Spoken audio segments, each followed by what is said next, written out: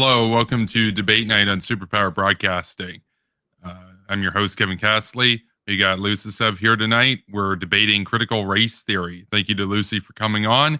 And as usual, the challenger gets a few minutes to make opening remarks. Tonight we're debating critical race theory. And so thanks for coming on to debate.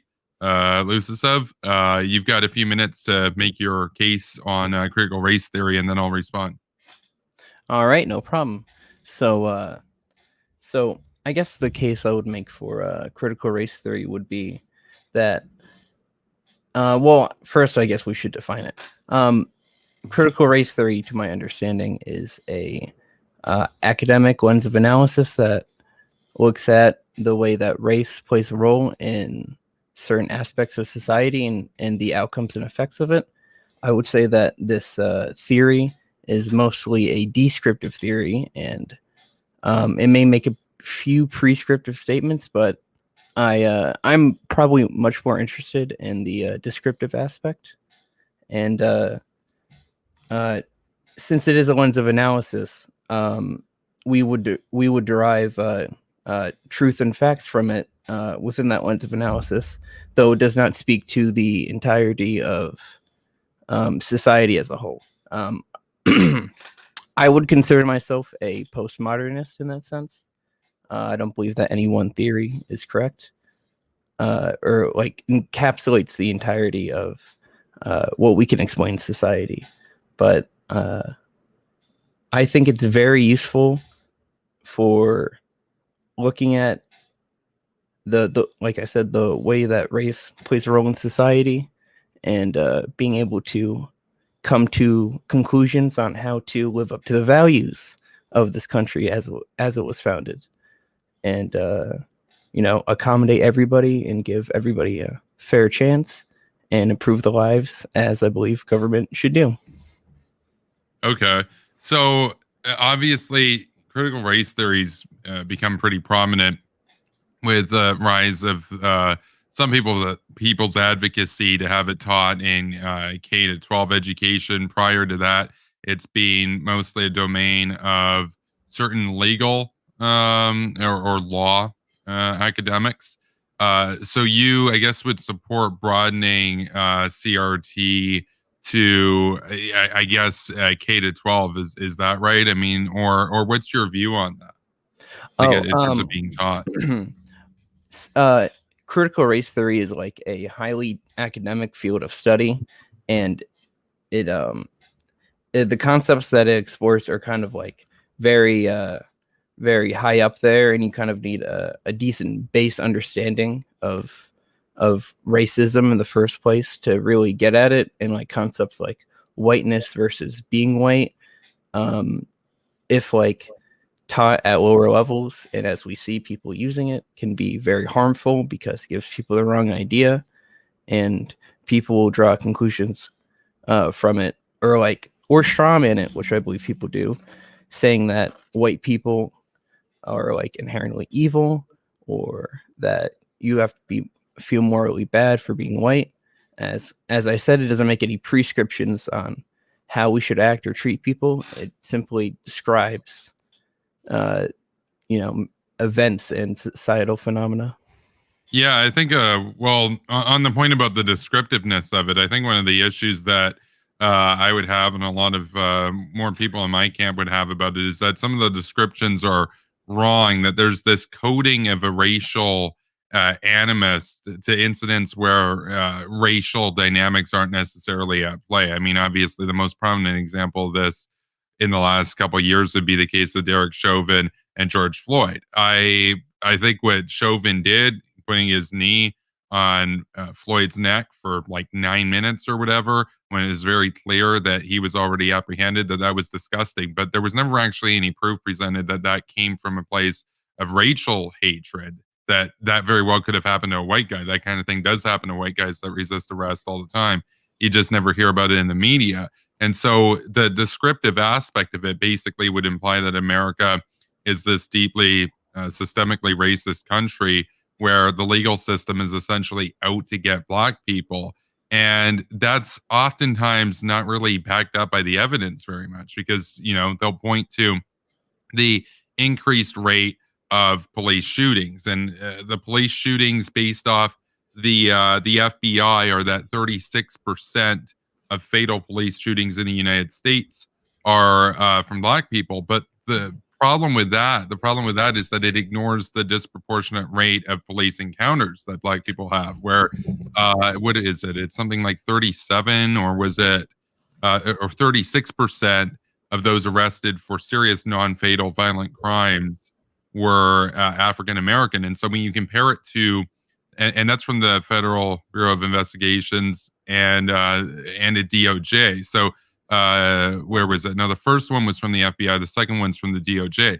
So but they're actually both 36%, and so in that sense, they're actually equally proportionate. You would expect to see people that behave in violent crime, that their encounter would be met with police shootings at a relatively equal rate. And so white people are also shot by cops. White people also commit violent crimes. And so numbers wise, it's more, but proportion wise, it's less. It's about 15%. And so the problem with the critical race theory sort of lens on that is that there's this sort of almost conspiracy about the Department of Justice and the judiciary at large having this sort of inherent bias against Black people that doesn't really seem to be borne out by the data once you factor in the encounter rate, right? Because if it wasn't the same, if it wasn't a proportionate encounter rate, you'd say, well, what's going on here? Or are cops just more likely to shoot somebody if they're Black? But that's not really borne out by the evidence. But I mean, there's a lot that CRT talks about, but what would be your sort of response there? Well, I'm much less interested in like police shootings so much as I am interested in looking at the systemic reasons as to why Black people are put into positions that they do commit more crime, which is largely due to poverty, which looking through the lens of critical race theory, you would see that if you enslave an entire race of people and free them, but don't give them the same privileges that every other immigrant that entered this country had to an extent, they're gonna, for a good analogy, it's like kneecapping somebody at the beginning of a race and expecting them to be at the same level as another racer. Okay, well, I did look into poverty a little while ago, and poverty in the United States was, if I recall correctly, it was about 10%. Like the poverty rate was about 10% for married Black people, which was actually the same for white people in the United States. And so the poverty rate, and in that case, that we're talking about married people. I don't remember it exactly for singles. I'll try to find that, but it seems to be the case that if the poverty is the same, but one group has a disproportionate encounter rate with police, that there might be a cultural impact there, I guess, is the issue. Well, the culture stems from a long historic injustices in terms of systemic reasons towards Black people.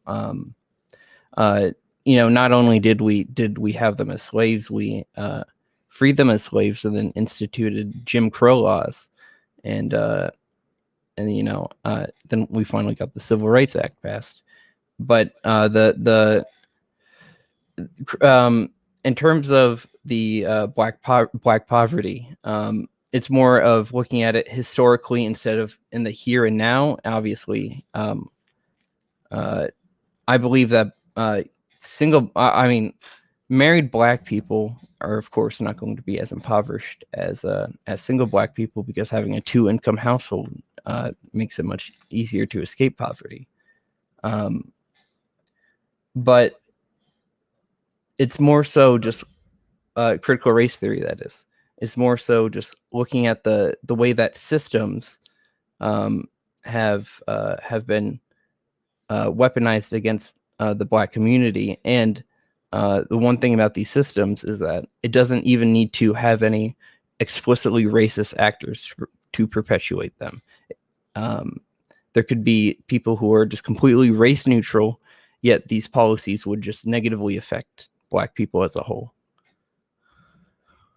Right, but I guess the issue that I have there is that in the here and now, there is individual agency, and so like if you say you go out and I don't know rob somebody or do something like that, it's not really a valid excuse to then say, well, there was injustice decades ago or whatnot. And in that sense, it's like an academic level crime apology, where you're basically saying, well, sure, people might be guilty, but slavery or but Jim It's Crow. It's it, like okay.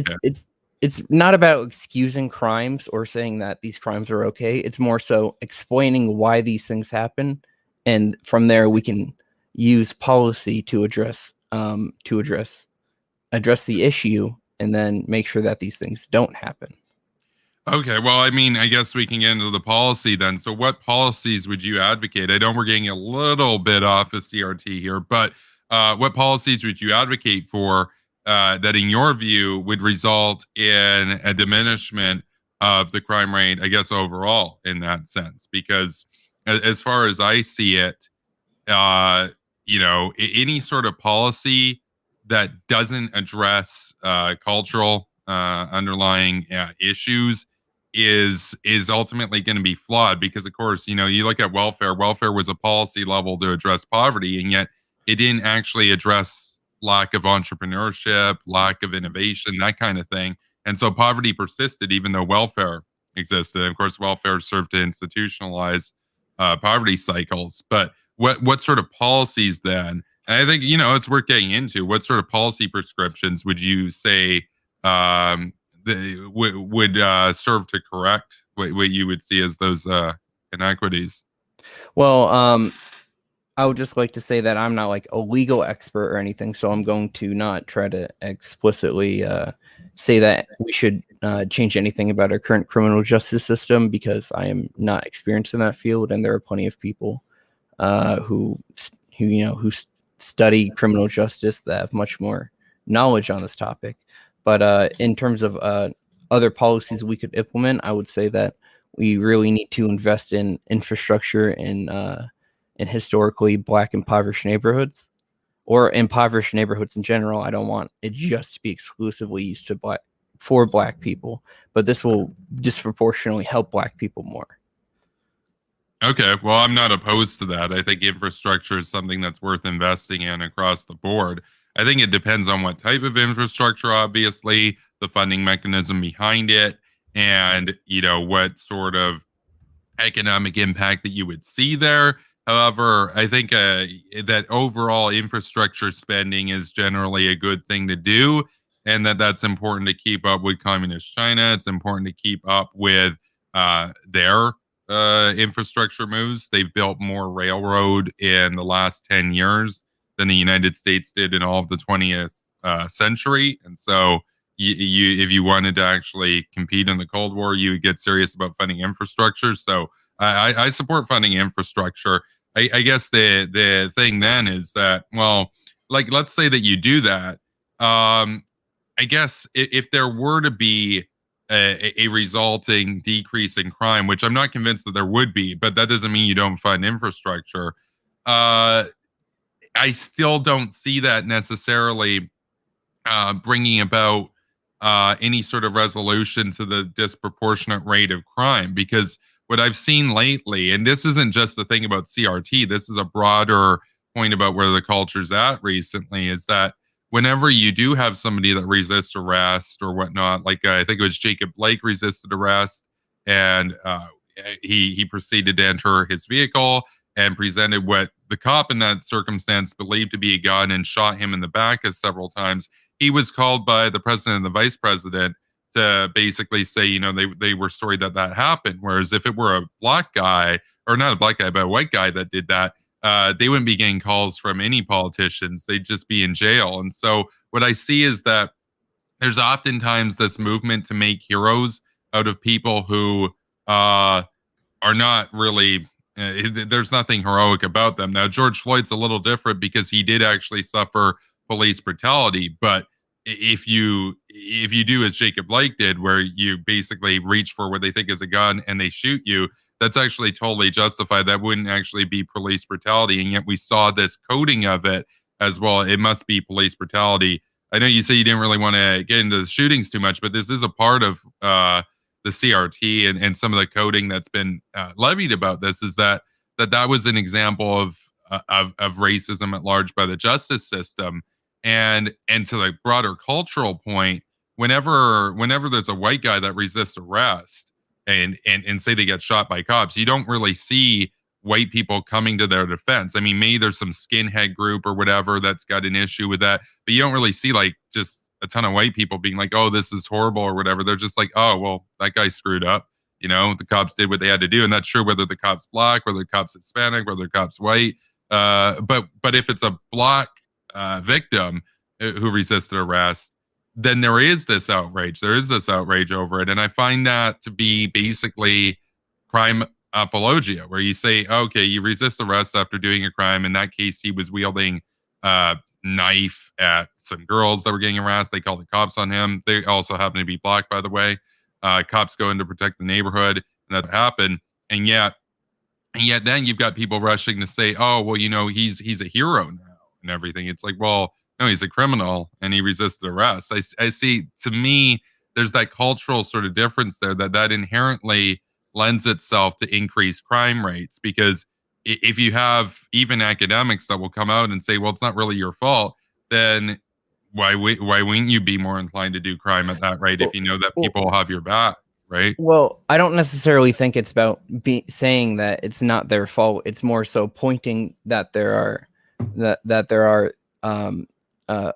systemic issues that led them to be in the position in the first place, to have been the victim of a shooting, justified or not. I think that when we look at examples of like black people getting shot and the cultural outrage that comes to that, I think it's important for sparking up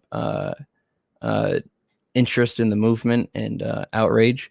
However, I think that the shootings themselves are less important, because not all of them should be heralded as heroes. I think it was completely fucking stupid when people were demonizing the cop that shot that one girl who was about to stab the other girl.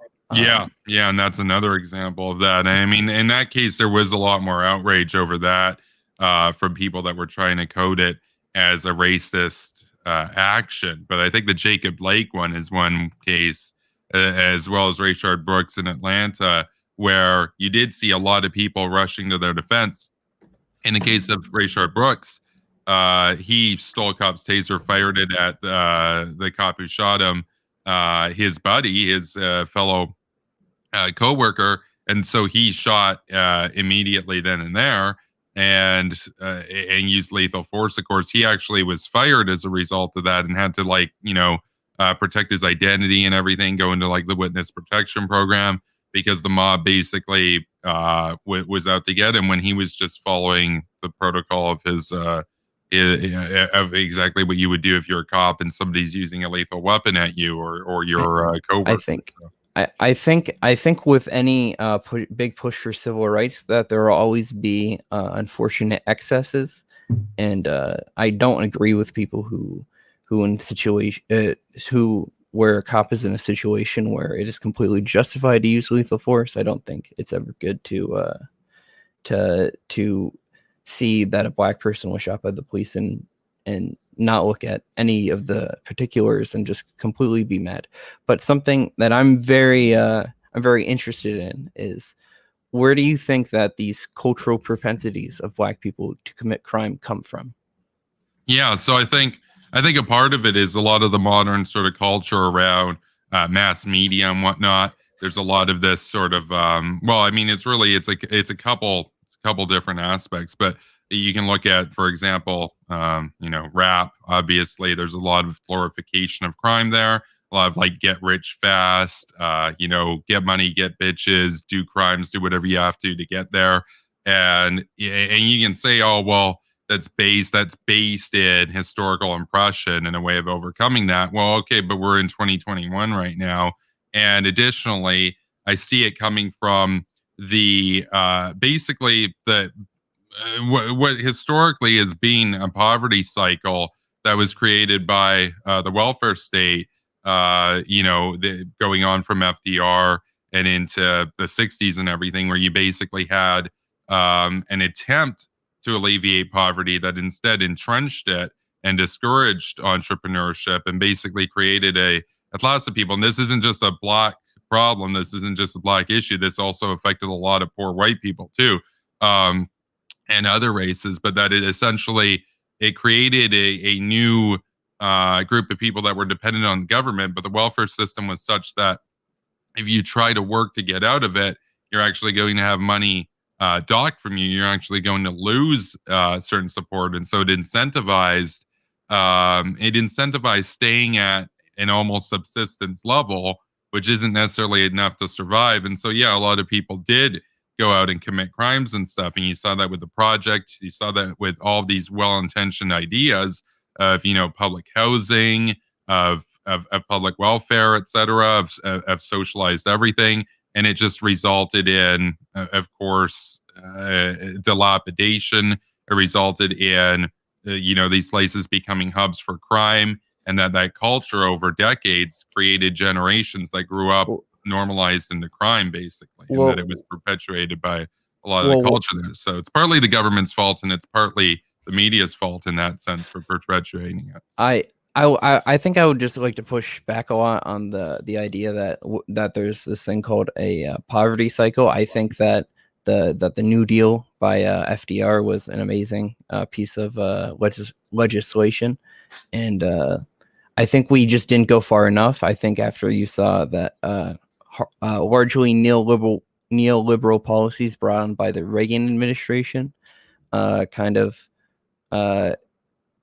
you saw a spike in crime after that, and crime peaked around the 80s to 90s, but that was an ongoing trend that crime had been increasing for decades beforehand. It happened to peak around the early 90s, right after Reagan. And then after Clinton signed the Crime Act, it actually started going down, and crime's been going down fairly steadily with some brief blips in between to the point where it's about half of where it was in the 1980s today.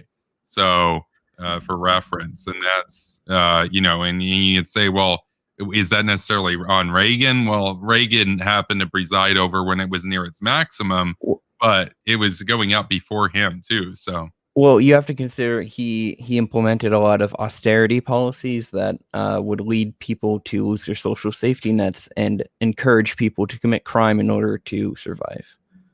Well, I see. That's the thing. I don't think that's necessarily a fair explanation for why people necessarily do what they do, because say somebody else loses money, they could just get another job, or they could get a better paying job or something. Your first venue shouldn't necessarily be crime. Like I'm in general a pretty big supporter of Reaganomics. I think that the Laffer curve, a lot of this stuff is great. It's genius, and obviously it gave rise to the highest degree of prosperity in American history.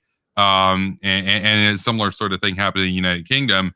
Now, I'm not like 100% neoliberal or anything. I don't call myself a neoliberal. I have a lot of issues with some of like neoliberal free trade worship. I've got issues with the focus on a debt-based economy. But I think a lot of what Reagan actually did at the end of the day stimulate job growth and did stimulate overall economic growth. And that's actually borne out by economic growth charts that Reaganomics did increase economic output in the U.S. and did result in more jobs created over the next couple decades as a result of that, because you had that compounding effect of not only lower taxes and a more auspicious culture to do or economic culture to do business in, but it did really give rise to this sort of economic boom, right? So, well, I mean, of course, when you implement more business friendly and free trade policies, business will thrive. But I think that that this mostly benefited the 1%, and kind of left mostly black people behind. There are like black people were quite literally redlined into living into certain neighborhoods and denied loans, and were denied access to the opportunity to improve their economic standing. And when you are when you're destitute and impoverished, you tend to turn to crime in order to ameliorate that. Yeah, no, and some people do. It's just there were, of course, white people and Hispanics that were also redlined too. Now you can say, well, there's a lot of redlining that happened in black communities, and that's also true. I do again think, is it true that a plurality of the benefit from Reaganomics went to the top? That's true, and you can say it gave rise to more and widespread income inequality, but the floor did go up. People on the whole were better off as a result of the economy growing to such a level where if you're poor today, you're better off than you were if you were poor before Reagan, or if you were poor in the 1990s, you were better off, ceteris paribus, than you were before Reagan. That the floor did rise, and that, I mean, oftentimes you see that where it's like the Pareto sort of distribution, where about the top 10% in any field do like 90% of the production, 90% of the output. And you see that where, the top 10%, they produce most of the output there. But that's how it typically is in any sort of field, and that the floor benefits as a result of that, of the job creation that resulted thereafter. And so I think you compare that to under Carter or previous administrations, there's a spike under Reagan in economic growth. So. Well, yeah, I mean, I would agree that people nowadays who are poor are much better off than pre-Reagan era. I just think that that the cuts to social programs, along with the increase to friendliness of business, served more to benefit the upper class, and didn't really do much to improve the standing of the average worker. However, I would like to steer back more to the historical effects that black people have faced in America. Oh, sure. So I'd like to run through like a very sociological analysis of this. I just want to know, do you think that poverty directly correlates to crime? Directly correlates to crime? No. Or is causal even? I would say that no, it's not. It's not causal. It's not to say like, oh, you're born poor, therefore you're going to be a criminal, or that you have a higher chance of being a criminal simply by being poor. I think it comes down to, do you have an internal locus of control, an external locus of control? Who are the influences in your life? What is the government policy? Where's the culture at? There's so many factors. And yes, is crime a factor there? Yes, but again, there are a lot of poor people out there, white, black, Hispanic, etc., and not all of them turn out to be criminals. So, well, this isn't necessarily saying that all poor people will be criminals. This is looking at a broader trend of poverty leading to crime. Like, if you can't pay your rent, if you are having trouble finding a job because employers don't want to hire you because you're black, you're going to turn to other avenues in order to get income in order to survive. Right. Well, yeah, that there's a correlation between poverty and crime. Sure. Is it causal? That's a lot more debatable, but it doesn't necessarily mean that if you just were to get rid of poverty altogether right now, that you would actually get rid of crime, because it depends where the poverty line's at, and there are even rich people that commit crime, right? So. Well, right. Well, what we're referring to is mostly the inner city crime committed by black people. Yeah. No, and but that's the thing, is that there are a lot of poor white communities that don't have the same proportionate crime rate, and so that's where in my view, that's where the culture comes in, and other issues come in to explain the difference, the differential there. Well, well, if you're born in a community where your probably your grandparents were literally slaves and they were not even paid the reparations they were promised, and you live in a red line neighborhood where there's not many job opportunities, and any job that you try to get, you're likely to be discriminated against. That really doesn't leave you that many options. So, um, so obviously, this culture of of uh, gangs and violent crime emerged out of that, because it was mostly heralded as one of the only ways for Black people to gain economic mobility. Right, but then how would you see like that?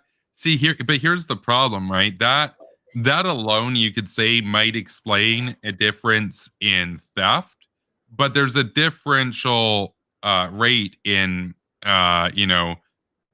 all manner of crime, from murder to rape, etc. And those aren't things that you can just say, oh well, I was poor so I raped her. That's not a thing that would make any sort of sense. That's a culture of crime, right? I You can say that that culture of crime emerged from a condition of poverty, but again, I would say that a lot of that poverty was institutionally maintained by the welfare state of the New Deal. So well, I'm not entirely I'm not completely familiar with the specifics of the welfare state of the New Deal, but from my understanding, um, uh, it kind of benefited quite a bit of people, and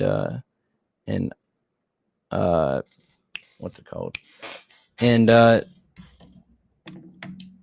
sorry, I'm having a oh yeah. right now. It benefited quite a few people, but I feel as though that if we instituted more social welfare programs, it would actually like we didn't go hard enough on them. I believe that if you have secure housing, secure access to food, secure access to a job, there's almost no reason for you to commit a crime. Right. And see, I would disagree with that because I would say that government sponsored approaches to that result in basically the projects, public socialized housing. You have like government work programs. Those tend to not very well be the most sort of auspicious things for people. And then you couple that with like socialized, food, that kind of thing, food stamps and everything. You actually do have that in a lot of the United States, and it varies state to state. But you can look at New York, for example. You can look at Michigan. You can look at Illinois. They have these sorts of programs, and it doesn't actually prevent kids from growing up to be criminals. That you still have to basically create a culture where crime isn't glamorized or aestheticized, and that's something that, at least in the way that government's gone about it in the last 60, 70 years in the U.S., uh, economic policies aren't going to stop cultural problems, in my view. So, and that's the problem. And so, for me, I look at it and I say, basically, these types of government projects, they sound great on paper, and for the first couple years, they look good, and then it all goes to shit because it's not encouraging private ownership. Like if people have private ownership over their own stuff, we know that home ownership, for example, does correlate with lower crime. Public housing status doesn't correlate with lower crime. Actually, well, if you own a home, you're not poor. You have yeah, secure income, and you probably have a secure family. Of right. But course, you're it's not going to also commit crime. and there are people that were born into that do commit crime. But the point is that if you're somebody that like works and buys your own property, the idea is that, well, you can sympathize with other people's property rights, and so you wouldn't want somebody going onto your house, and so you don't go over to their house. But if you're in, say, a government project or something, it's not really yours. You don't really have that sort of culture of ownership, and you're exposed to a culture of crime and everything else. I think basically the big sort of breakthrough with a lot of this would be to have a nationwide movement by the government to encourage individual entrepreneurship, individual basically aspirations to basically becoming homeowners, that kind of stuff. I don't see socialized, policy prescriptions as actually addressing these issues, because the culture is just going to carry over where now you're just subsidizing hotbeds of crime, whereas Well, before they would just exist. Yeah. we've been pushing this individualistic narrative of simply working hard enough to earn your place in society, and clearly it's not working. This isn't the But meritocracy we want it to be. But that's not true, because crime's down about 50% from where it was before Reagan came in, for example. So, well, actually, I mean, the turning point was really with Bill Clinton. I mean, it's Bill Clinton that deserves more credit for that.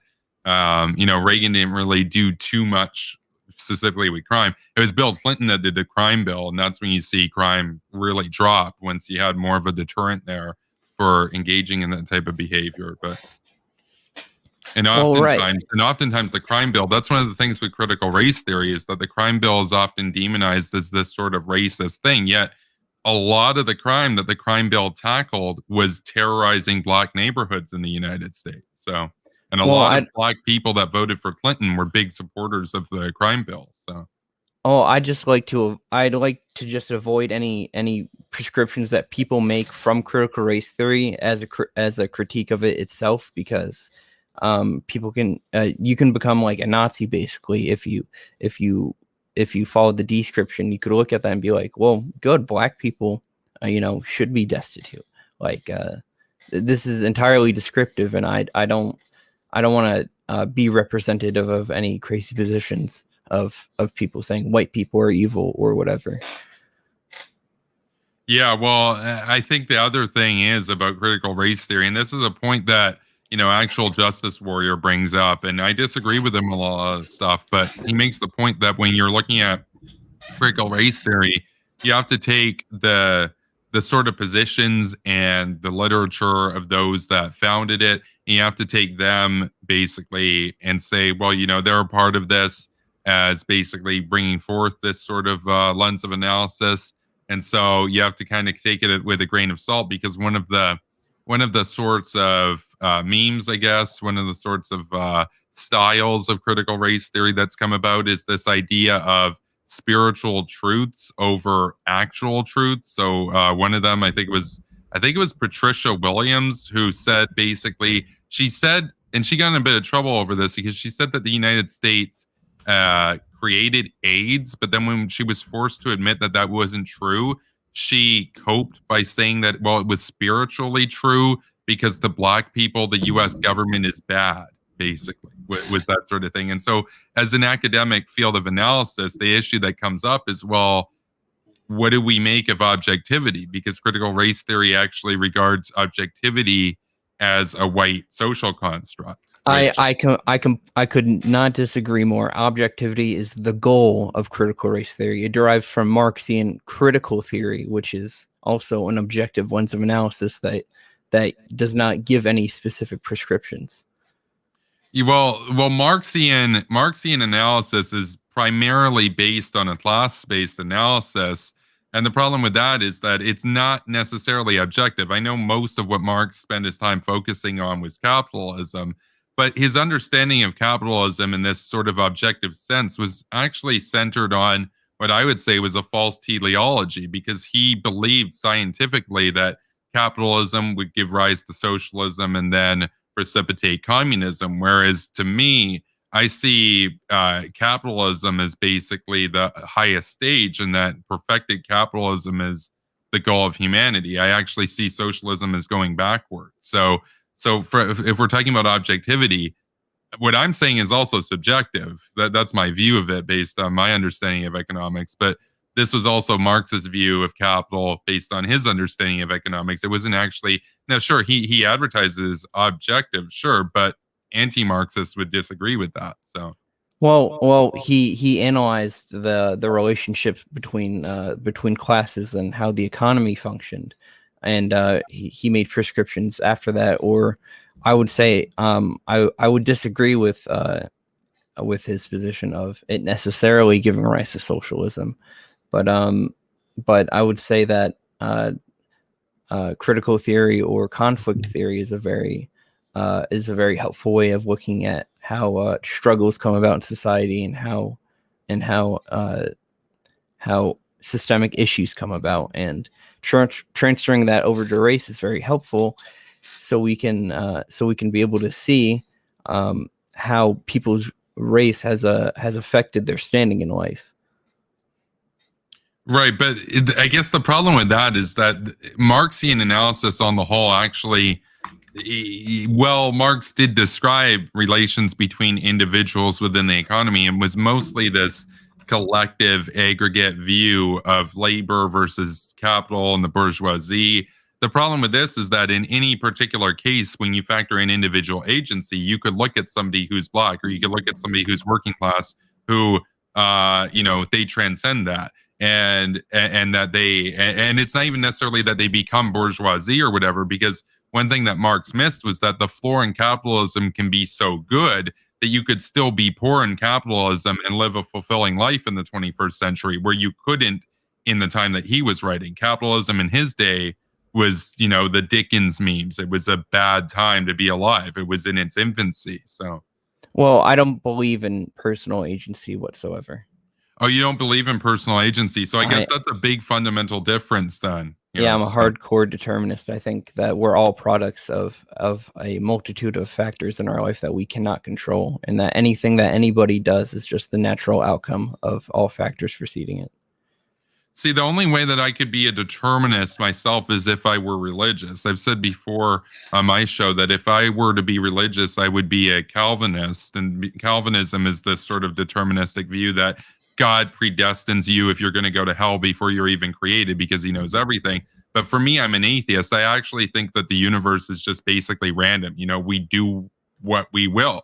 And I believe in morality guided by rationality and empathy and all the things that, are good for our existence. So I'm not like a nihilist or anything, but I do really believe that, like, let's say Hitler just took over the world or whatever.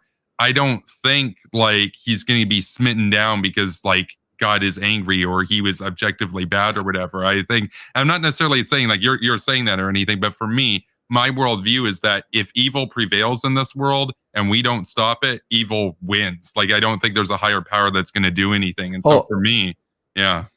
Well, I'm a complete anti-theist as well. Okay, base. So am I. But the actual the origin of free will comes from the Christian idea of the soul in the first place. The fact that we are able to transcend our circumstances, that there is something other out there that we're able to grab onto in order to make completely rational decisions, which I don't think is the case. We can only make decisions insofar as we have the information to make them. And for example, if you're a destitute, impoverished black person, and everything in life is against you, and the only foreseeable way to you to make money is to do crime, you're going to do crime. And this isn't to excuse it. Crime is awful and terrible, obviously, but my deterministic view is largely being able to look at the various amount of factors that lead up to a specific that lead up to a decision or an event, and it's not something that you can like project into the future and be like, this is going to happen. I don't believe in in determinism in that sense. Just the fact that everything that happens for a bunch of specific reasons that are out of everybody's control.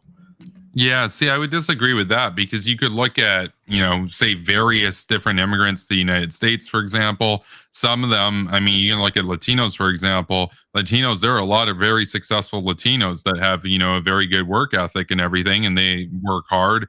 And a lot of them actually have a higher income than a lot of whites in the particular areas that they happen to reside in. Then you can also look at, well, there's also a lot of gang violence and stuff that happens too. And there are white gangs as well and everything.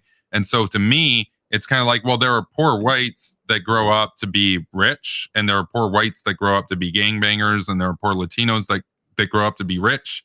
And, there are poor Latinos that grow up to be gangbangers. And to me, I really do, at the end of the day, think it comes down to individual entrepreneurship and agency and what you decide to do with your life, because whether or not free will, and I'd have to look into it a little bit more, because at least within Western sort of understandings, yeah, you could say free will emerged based on Christianity. But as far as other civilizations and everything went, there were other concepts of free will, but it's just because something might have been developed out of Christianity doesn't mean that you just discard it because Christianity is false. And so you take the good and you try to discard the bad is kind of my view. And I think that free will and agency are ultimately real, because anybody in any instance in life is ultimately presented with a choice of different actions. And so you choose what you're going to do. And even if you might say, well, you don't really feel like you're in a position to do that,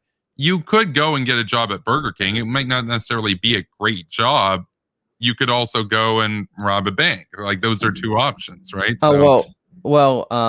I would like to say that in my deterministic view, I'm not saying that every group is destined to be impoverished or this person is specifically going to guaranteed be wealthy or whatever. Any examples of like rich Latinos or rich Black people, that was determined by all of the factors that led up to them being able to achieve that success for them specifically, right? When you say like, oh, you could just get a job at Burger King or go rob a bank, if you have nothing in your life, if you have no opportunities in your life and you're never given you're never given the information or shown the opportunity that you could just go lives that push them to make certain decisions and but that's a little bit ignoring the fact that a lot of these kids, they definitely know that that's available. They know that McDonald's exists. They know that Burger King exists. They think it's lame and they want to get big money and bitches. That's like the culture. Well, if they think it's lame, then they're not going to do it. Why do they think it's lame?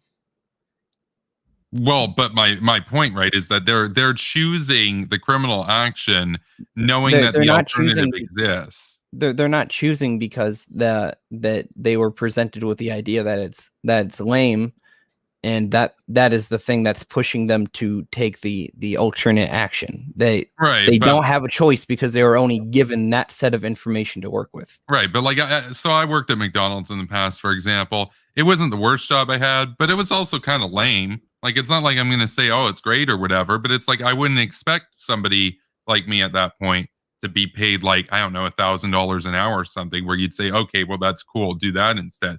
The point is, if you break the law, you pay the price for it. And so to me, I believe that individual agency is kind of the cornerstone of our criminal justice system, that we punish people on an individual basis. And so at the end of the day, you're ultimately the one responsible for your actions, regardless of whether you're poor or rich or whatever. So, well, I completely agree that people should be held accountable for the actions that they do. I'm just saying, in order to prevent people from doing crime, we need to put options in front of them that stick out more, and that they would be, and push it into their minds that they could be doing these things, or physically help them and give them a roof over their head. Because see, that's the thing for me, is that helping people by doing the welfare state thing, it's been proven to not work. That crime went up, and so the government just basically being a parent doesn't. Well, you have to consider the drug war as well. Yeah, well, and I support a lot of the drug war. I mean, I support legalization of marijuana, but I can't get behind legalizing anything else personally. I've seen the effect that drugs have. I'm vehemently opposed to hardcore drugs. The Nixon administration explicitly did the drug war in order to tear apart Black and leftist communities.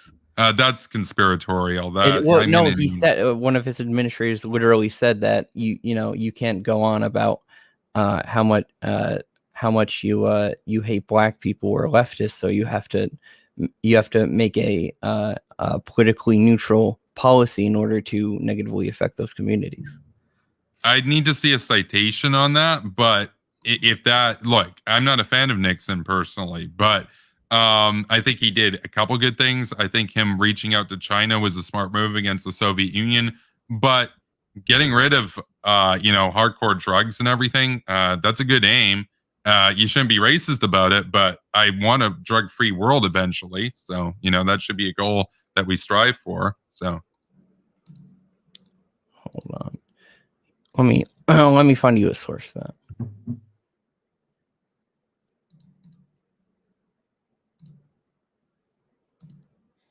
Yeah, because after this, I did want to get into a little bit more about the policy prescriptions, because I don't believe that leaning more into welfare will actually bring the crime rates down, because you could say, well, it didn't go far enough, but crime rates went up. So therefore, if you go harder, crime rates will go way down. I don't believe that personally, and I don't believe that the evidence is there for that. I think you really do need to have a more business friendly sort of culture, so more people are able to start small businesses and actually be successful at it. But that's my view.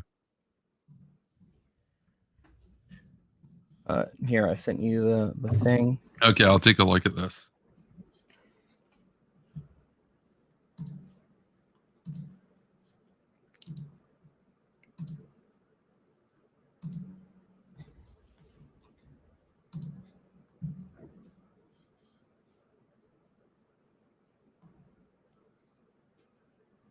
Okay, it wants me to turn off ad block. Okay. I had to do that as well. Yeah, I'm just going to do that right now and take a look at this. I could also read out the specific quote as well. Yeah, that's probably better, because I'm such a boomer. I can't even figure out how to turn off ad block right now. Okay. All right. Yep. All right. So this is from Ehrlichman, I believe his name was. The Nixon campaign in 1968 and the Nixon White House after that had two enemies: the anti-war left and black people. You understand what I'm saying? We knew we couldn't make it illegal to be either against the war or black, but by getting the public to associate hippies with marijuana and blacks with heroin, and then criminalizing both heavily, we could disrupt those communities. We could arrest their leaders, raid their homes, break up their meetings, and vilify them night after night on the evening news. Okay. Well, I do think that the anti-war movement was fifth columnists. I do think that they were in the aid of what is fifth columnist? Like, fifth column is when you undermine your country from within, basically. Like, it basically, the idea is that you're basically like an enemy brigade, but you're within the country. So, like, basically, if it weren't for the anti-war movement, America would have won the Vietnam War. So I'm not saying, like, for me personally, I'm not saying, well, be racist or whatever. I don't like that. But I'm also not a fan of heroin, and I'm not a fan of the Viet Cong and all the bullshit. Well, right, but it's important to look at from the people's mouths why they instituted these policies. Right. I'm just saying, it's like say Bush went into Iraq and he said he did it for oil. Would that make the Iraq war bad all of a sudden? No, the Iraqi people would still be free and Saddam would still be dead. So it's like, in my view, intentions matter, but outcomes matter more. And if the outcome means you crack down on drugs, and the outcome means you're actually able to go after those that are undermining your war effort, then so be it. So the outcome was tearing black communities apart. Well, by putting all of their fathers in prison. No, but that's not really what happened necessarily, right? So heroin is a social ill. Now, Nixon waging a war on it, you can say, well, disproportionately if it is going to affect black people. Okay, but I got news. White people deal heroin too. White people deal all kinds of drugs. I actually don't care about the race of the drug dealer. I just care about getting the drugs off the street. So for me, my primary focus in a drug war would actually mean intervening in Mexico to fight the cartels directly. I actually don't even view cracking down on the dealers as like a long-term solution. I think that's kind of a Band-Aid thing. For me, it's about fighting the cartels directly, and they're not in America. So. Well, right, they didn't fight the cartels. They spread drugs to inner city communities so they can arrest them and demonize their communities. Well, again, that's kind of conspiratorial, but again, that's what he said. That's what he said.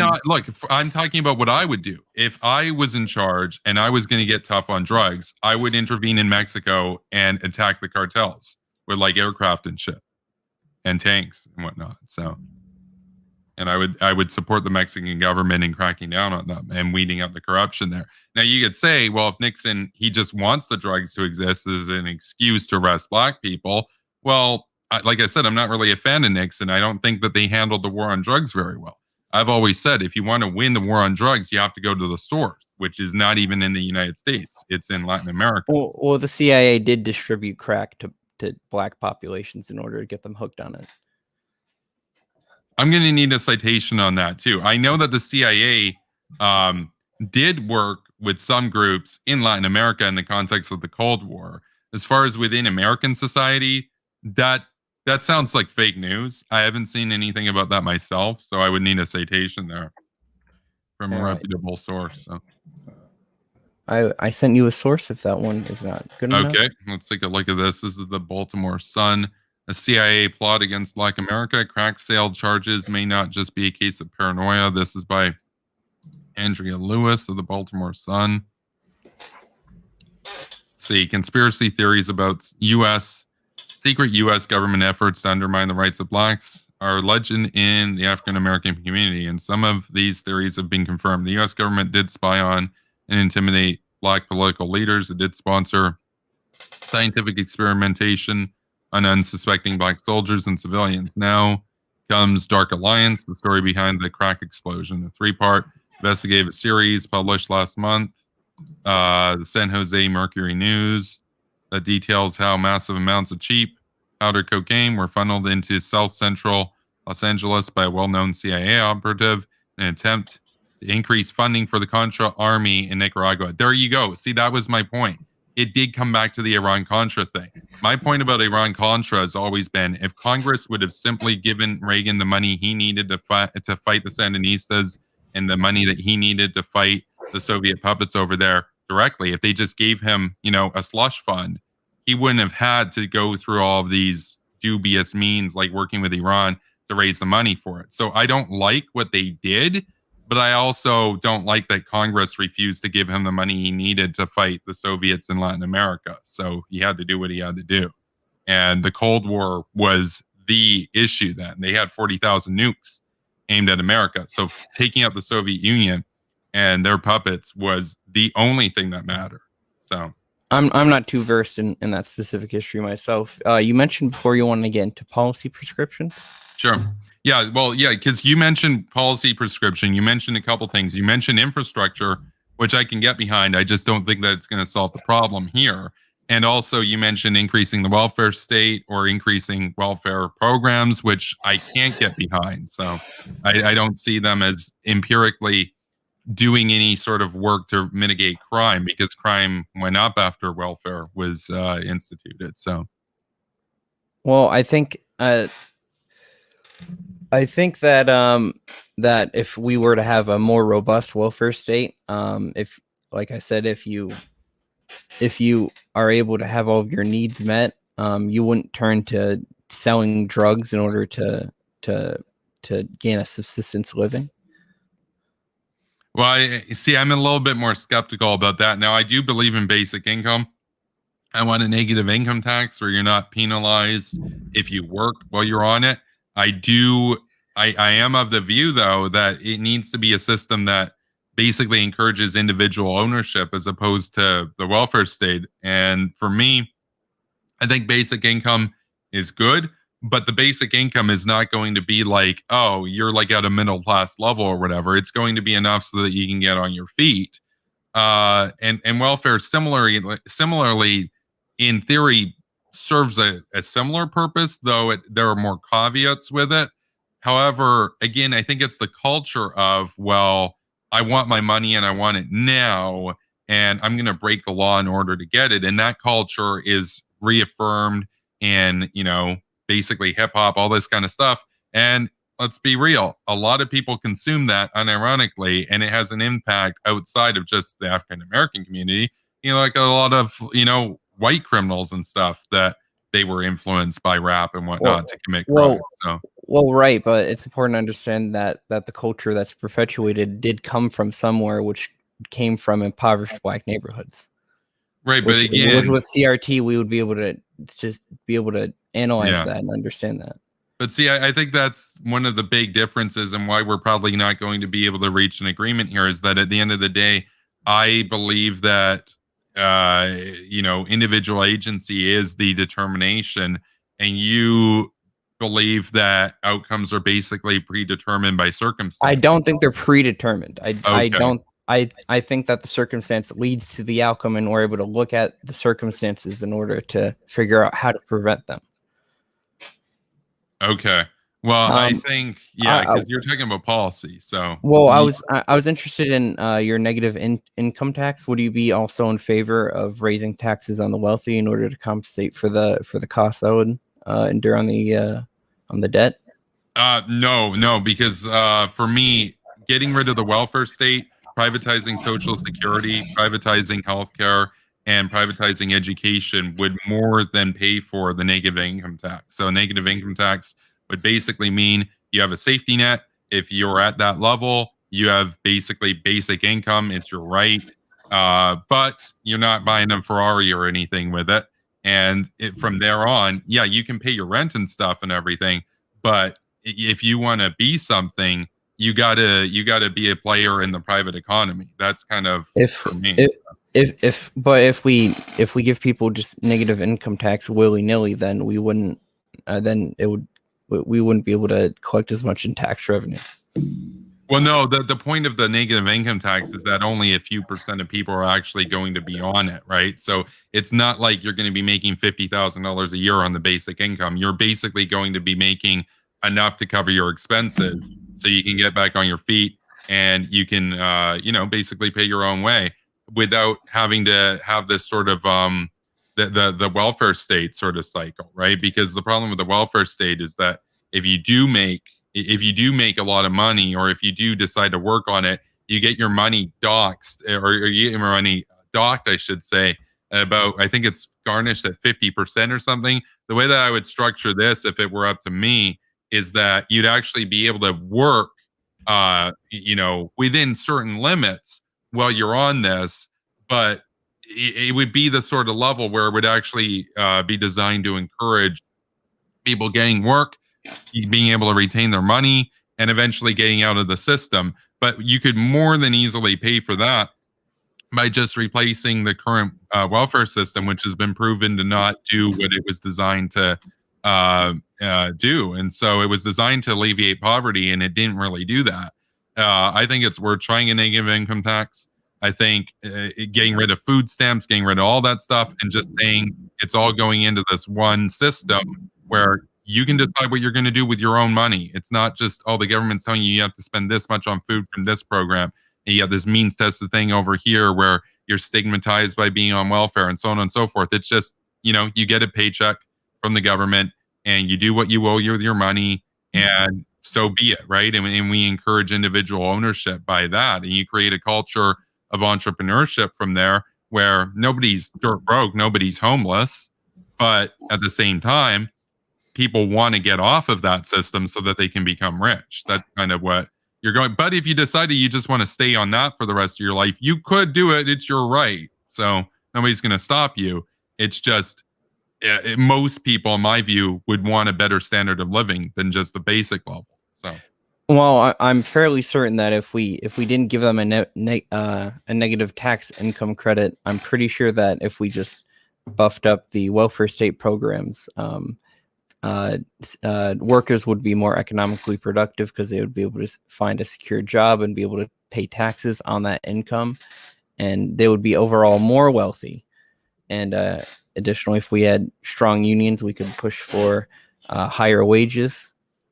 And if you give more money to the workers, they're able to spend that money on more goods and services, which would also put more money into the economy. And I think I'm fairly certain that like you get a net return on like money that you spend on government programs as compared to subsidizing or if you were to implement programs that would catch people early on and benefit them, you don't need to pay for things like child care services or or food stamps later on because they would already have access to all of those resources. Yeah, no, I know that there can be return on investments with some of these programs. I just believe that a negative income tax would be a more effective way of doing it because you get rid of the bureaucracy that's involved in managing all these separate programs. And again, you give people personal agency over what they're going to do with their money. And I would follow it up with if you're on or if you're on the NIT, you should have access for free to personal finance education from the government. That's also one thing that I would, encourage there. But, and I would require it in high schools too. I'd say, more important than math or English is you want to graduate high school, you have to get like 80% in personal finance, grade 9, grade 10, grade 11, grade 12. And it's like there's no faking it like you could with English or planning or whatever. So for me, I think personal finance is like the number one thing kids should learn in school so that they know how to manage their money when they're older, and that we could eventually wean ourselves off of the debt economy, because the debt economy, I think, is a huge source of where we have poverty right now. I mean, I say, well, you've got the welfare state and the cycle of poverty there, but equally to blame is debt capitalism. It's the money marts, it's the Citibank, it's all of the predatory lending, the malicious money lenders that have basically created this basically two class middle class in the US, where you got one class where they're like $50,000 in debt to keep up, and then the other one where they actually own their stuff. I want to get away from debt. I want all Western countries to move away from a debt economy as soon as possible towards a wealth economy. And I think that I think that that's going to take a long time. But I think as far as a policy goes, I think a lot of these programs have actually shown that they were well intentioned, but they didn't do the outcomes that they had sought about doing in such a way so as to be anything other than at best a band-aid, and sometimes at worst encouraging poverty and cyclical poverty. Whereas with a negative income tax, that is your money. So technically speaking, if you wanted to just take your negative income tax and spend it on something stupid, you could. But the idea there is giving people individual autonomy over their money. So you get rid of food stamps, you get rid of all that stuff, so they spend their money the way that they want to spend it, So as opposed to just basically getting an allowance by the government, but you have to spend it on everything the government tells you to. You get people used to controlling their own money. And I think that that's important from a cultural standpoint. So, but that's just me. So.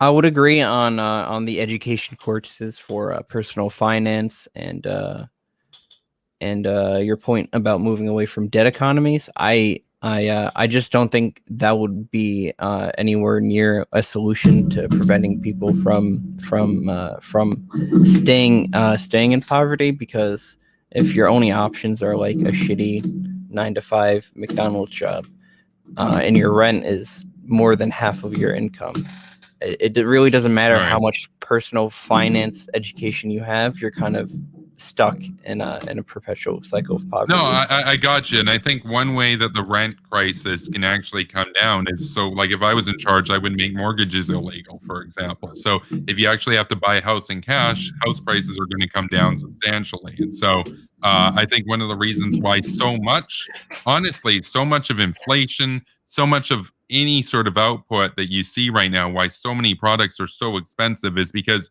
you need something. Oh, well, here's a loan for it. Whereas if you actually had to pay in cash, prices wouldn't go up as high. You wouldn't see the grocery stores be charging as much. You wouldn't see a new car costing $40,000 for the entry level, because now if nobody can just buy it with a loan, now all of a sudden they're going to have to lower the price, right? And so for me, I think rent as well from that, it is kind of this entrenched class sort of thing where there were people that own property, and then you have this debt class. And if we did away with the debt class and moved towards a wealth capitalist system where everybody just pays for everything, you'd see prices get more reasonable, because you'd actually have to have the cash up front. You couldn't just loan something. If everybody has access to loans, prices are going to go up, because now demand artificially goes up, even though that's not real demand, because say 80% of those people buying those houses can't actually afford it. They have to take out a mortgage for it.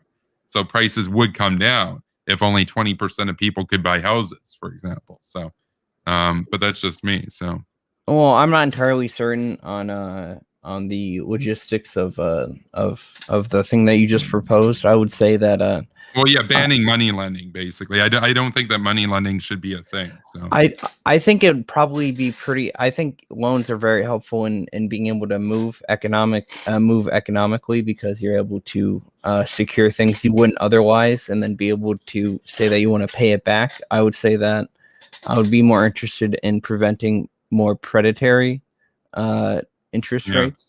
Well, I think all interest is predatory. The only kind of loan that I'd be open to considering is like there's this one company, at least that we have in Canada. It's called like PayBright or whatever, where like say you want to buy something and it's $600, you can pay it, and you don't pay anything up front, but then they charge you $100 a month for 6 months. So you pay it over time, but they're not charging you any interest for it.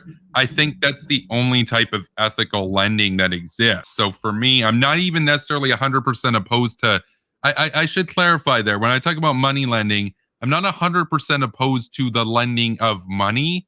But to me, in terms of the meme of it, money lending is so tied in with usury and the charging of interest that you almost forget that there are these companies out there that do ethical lending. And I mean, PayBright is one of them. They're one of few companies that actually does that. I think that's the only sort of system that I could consider supporting. But what would be a better way is basically what they have in countries like Saudi Arabia when it comes to finance, or UAE of housing, where it's basically based on, you know, what would you call it? It's like Islamic finance, basically, where it's an investment from the bank into you, and you're an investment into that, and it's a way of doing it in a way where they bypass usury. And so for me, I want an interest-free economy. I want a debt-free economy down the road. Now, this will take 100 years to get to, because we have a lot of debt that needs to be cleared up, and everybody has debt to everybody else. It might take 3 generations for that to get clear. But eventually down the road, from a security standpoint, it would be a good thing to have a $20 trillion sovereign wealth fund instead of a $20 trillion national debt. And so in case there's ever a war or a hurricane or an earthquake or something, you can just take out money from that and use it to, solve the issue and put a roof over people's heads, as opposed to having to borrow more money, like with the crisis that happened about the issue that we can't talk about on YouTube, but there was a big thing the last couple of years where everybody had to wear masks and stuff. The government here in Canada had to borrow close to $1 trillion that we didn't have just to get through that. Now imagine if we had $1 trillion sovereign wealth fund, because the government couldn't go into a deficit each year and could only go into a surplus for the last century. Well, this wouldn't have affected us as hard. And so for me, having a sovereign wealth fund and having a debt-free economy are the two main aims. And even if technically you're right, you might not necessarily have as much opportunity to get stuff and move up in that sense, I'd rather be between poor and middle class in a debt-free economy and have no debt than be making $100,000 a year in America right now and have like $200,000 of debt, like a lot of people that get out of school do.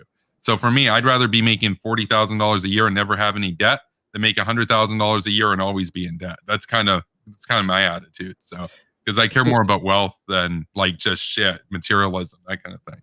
Well, I think that could work. That could work for me only if we had higher wages and a welfare state. I think that would be pretty good all combined. I don't know.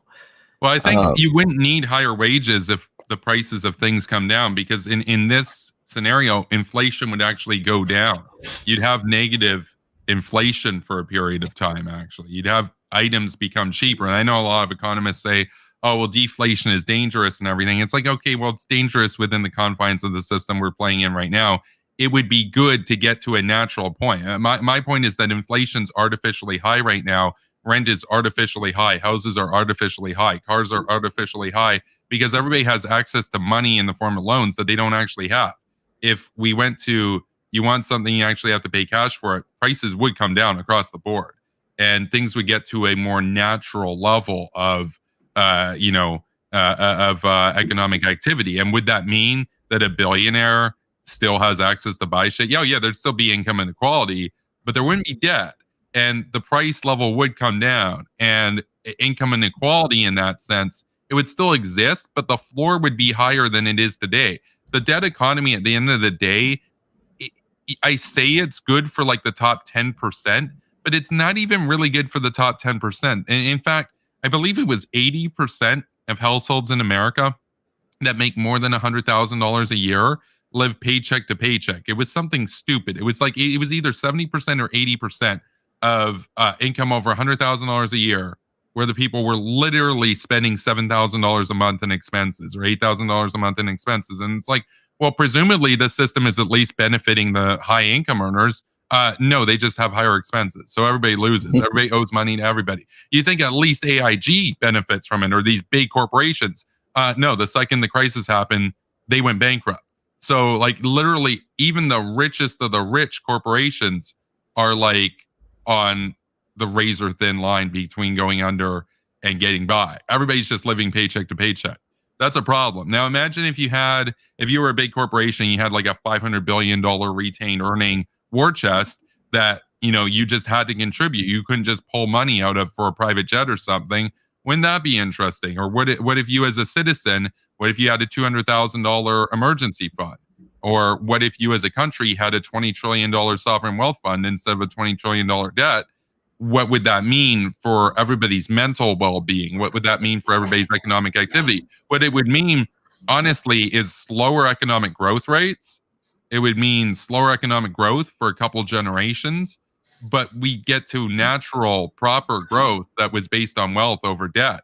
And to me, I'd rather be poor and live in a wealth economy than be rich and live in a debt economy where even the rich are basically living paycheck to paycheck. So they just have more expensive shit to spend money on each month, but nobody's actually getting real wealth, except for like the few thousand people that listen to Dave Ramsey. So, and actually save like a ton of their money. But that's basically it. And that's another thing about that personal agency.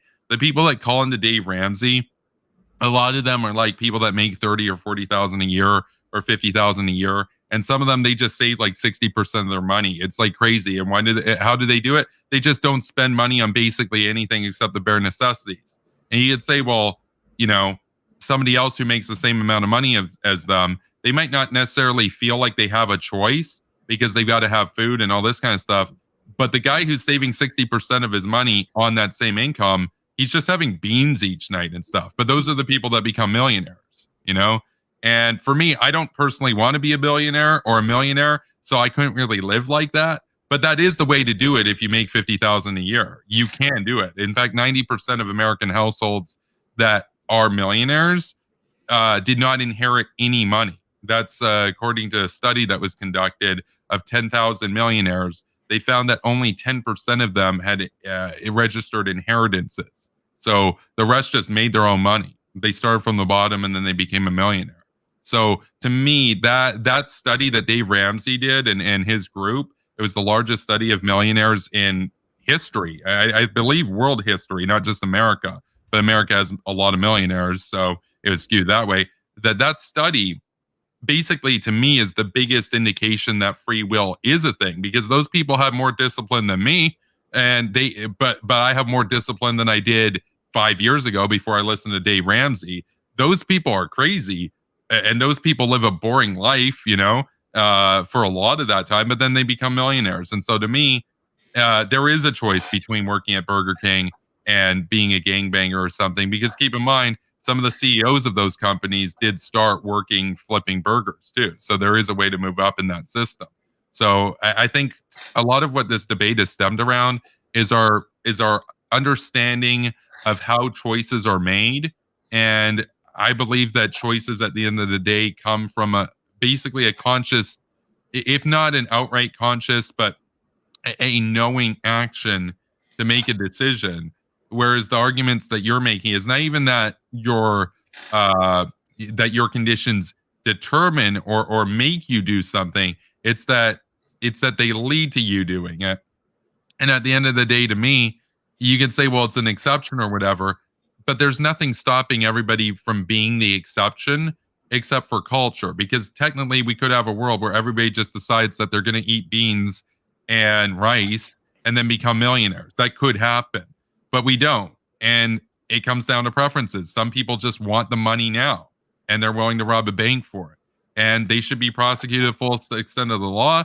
And you've already said you agree that people should be punished for actions. I think one of my issues with critical race theory is that it ultimately, you could say it's descriptive, but that descriptive action to basically attribute current individual choice to historic injustice does lend itself at the end of the day to encouraging and defending crime. And I think of that as inherently destructive to communities that tend to commit crime, because it basically it doesn't say you can do better than this. It says, well, it's not really your fault. And I want to get to a world where there's no crime, right? So, Well, and I think you do too. So, well, it doesn't. I don't think it strips any individual agency off of somebody. It's literally just looking at broad patterns that would lead somebody to do that. I don't think whatsoever it is excusing crime or that it's trying to say, "Hey, it's not your fault, so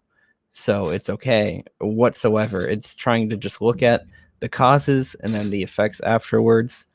I don't think critical race theory whatsoever is an excuse or advocate for crime. yeah, well, and I'm not even saying necessarily that any of the scholars are like they know that this is going to encourage crime or defend crime or anything. I just think that the outcome of it is that it lends itself to immediately defending people that resist arrest and make heroes out of the bad people in a way that people in other communities, whether it be Latinos or whites, for example, don't really make heroes out of criminals. You oftentimes just see across the board kind of like, oh, we disown you, that kind of thing. I don't know to what extent the academics are doing this. This is a very high level theory that's only taught in college level courses. Yeah. And this it's like very nuanced. I don't think I think people definitely misuse it, and in the further fervor of trying to push for civil rights, they come to some bad conclusions. But I think that critical race theory is very accurate in its descriptions and is able to very well explain how Black people have come to such a desolate state and currently in this country and all throughout American history. Okay. Well, I mean, we are coming up on the hour and a half mark, so feel free to make your closing remarks. I think, we talked about policy, talked about some of the description, we talked about some of the statistics. I think it's been an interesting debate, but yeah, definitely feel free to make your closing arguments. Yeah. Ultimately, I think critical race theory is very useful for what it intends to do. It's only looking at one single facet of society, and what and how race plays a role in, or particularly Black people, I suppose. Race plays a role in shaping the lives and communities of Black people in general, and I don't think whatsoever that it excuses or encourages crime or tries to make heroes out of them. I would say that any reasonable person would look at it and derive the fact and come to the conclusion that it's like, hey, all these policies that were put into place that negatively affect Black people, we should try to address and ameliorate the negative outcomes of these in order to raise them up and put them in line with the demographic of white people. And yeah, that's about it.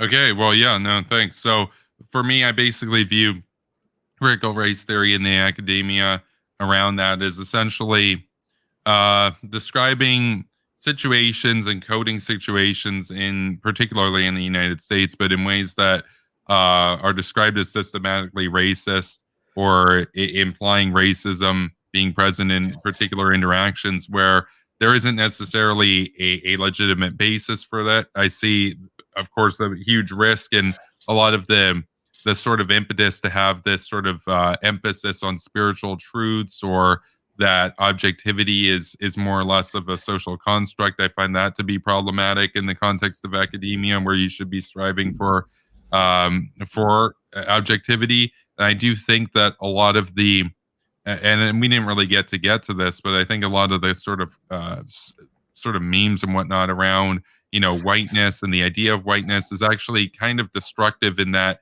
it can almost serve to discourage people from becoming successful in a way that I think should transcend race. And I have, of course, have an issue with the focus on trying to overturn colorblindness. I think that we should be moving towards a more colorblind society. I think racism is definitely still a problem. I think individual racists are still a massive problem. And I think that doubling down on a racialized lens, even where racial coding would be inappropriate, only really serves to heighten divisions and basically serves as an almost a flip side to the white supremacists that are out there. And I find that to be dangerous in terms of basically keeping around old racial animus in a way that we want to try to move on from. But that's kind of my argument there. Anyway, it's been an interesting debate. And I'm down to debate again on different topic and everything. It's always interesting to talk with you. But before we go off air, where can the people find you? I just have a Twitter, Lucy at lucisevs, LUCISEVS. If you wanna add me on Discord for the memes, I believe it is LUCISEV #5430. Okay, there we go. So, and you can follow me on Twitter at Kevin Castley. And if you'd like to debate me as well, send me a DM over there and we will schedule a time to debate. Right now, we're scheduling into mid-August. There's actually been a lot of people taking me up on the offer to debate recently. So that's awesome. We had a couple months when there weren't really many people that wanted to debate, but I'm always down to debate. So thank you for watching, everybody. And I will see you in the post show in about 5 minutes where I go over kind of how I think I did about my performance and everything. And with that, have a good night, everybody. Stay based.